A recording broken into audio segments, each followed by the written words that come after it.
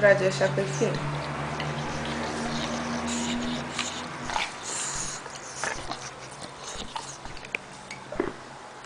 Читать.